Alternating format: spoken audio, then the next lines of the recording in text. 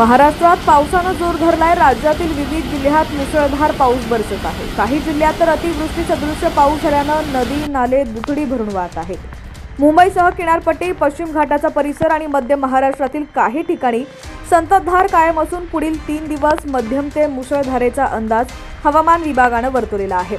बातमी पूर्ण पाहूयात त्याआधी तुम्ही HPN मराठी न्यूज चॅनल पहिल्यांदाच पाहत असाल आणि अजूनही चॅनलला सबस्क्राइब केलं नसेल तर नक्की सबस्क्राइब करा आणि बेल आयकॉनवर क्लिक करून नोटिफिकेशन्स मिळवा, जेणेकरून आमचे अपडेट्स लवकरात लवकर तुमच्यापर्यंत पोहोचतील। तर राज्यातील विविध भागात मुसळधार पाऊस बरसत आहे। धरण क्षेत्रातही चांगला पाऊस झाल्यानं तलाव वर्धे भरलेले आहेत। तर मुंबईतही पावसानं जोर धरलाय। गेल्या 3 दिवसांपासून मुंबईत मुसळधार पाऊस सुरू आहे, त्यामुळे सखल भागात पाणी देखील साचलं होतं। रत्नागिरी, कोल्हापूर, सांगली जिल्ह्यातही पावसानं हाहाकार माजवलाय। पंचगंगा, जगबुडी, सावित्री नद्यांनी इशारा पातळी गाठली होती। सोमवारी मुंबई, पालघर, रायगड, रत्नागिरी, सिंधुदुर्ग, ठाणे, सातारा येथील घाट माथ्यावर जोरदार पाऊस झाला।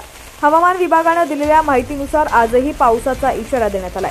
मुंबईसह कोकणात पुढील 2 ते 3 दिवस मुसळधार पाऊस बरसणार आहे। त्याशिवाय राज्यातील अनेक भागात जोरदार पाऊस होणार आहे। पश्चिम, उत्तर महाराष्ट्रातही पावसाचा इशारा देण्यात आलाय। पुढील 3 दिवस मध्यम ते मुसळधारेचा अंदाज हवामान विभागानं वर्तवलाय। उत्तर छत्तीसगड व लगतच्या भागावर असलेले कमी दाबाचं क्षेत्र आता पूर्व मध्य प्रदेश आणि छत्तीसगडवर सक्रिय आहे, त्यामुळे विदर्भातील पावसाचा जोर कमी झालाय। समुद्र किनारपट्टीवरील गुजरातपासून केरळपर्यंत कमी दाबाचा पट्टा सक्रिय आहे, त्यामुळे अरबी समुद्रातून येणाऱ्या बाष्पयुक्त वाऱ्याचा जोर कायम आहे। त्यामुळे किनारपट्टी, घाट परिसरात आणि मध्य महाराष्ट्रातील काही ठिकाणी पावसाचा जोर कायम आहे। मुंबईसह किनारपट्टी, पश्चिम घाटाचा परिसर आणि मध्य महाराष्ट्रातील काही ठिकाणी संततधार कायम असून पुढील 3 दिवस मध्यम ते मुसळधारेचा अंदाज हवामान विभागानं वर्तवलेला आहे। तर रत्नागिरी आणि साताऱ्याला रेड अलर्ट देण्यात आलेला आहे। सिंधुदुर्ग, कोल्हापूर, रायगड, पुण्याला ऑरेंज अलर्ट देण्यात आला आहे।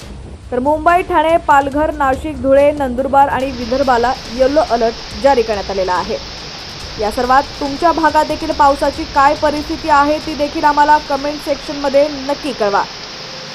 चॅनलवरती नवीन असाल आणि अजूनही HPN मराठी न्यूज चॅनलला सबस्क्राइब केलं नसेल तर नक्की सबस्क्राइब करा आणि बेल आयकॉनवर क्लिक करून नोटिफिकेशन्स मिळवा, जेणेकरून आमचे अपडेट्स लवकरात लवकर तुमच्यापर्यंत पोहोचतील।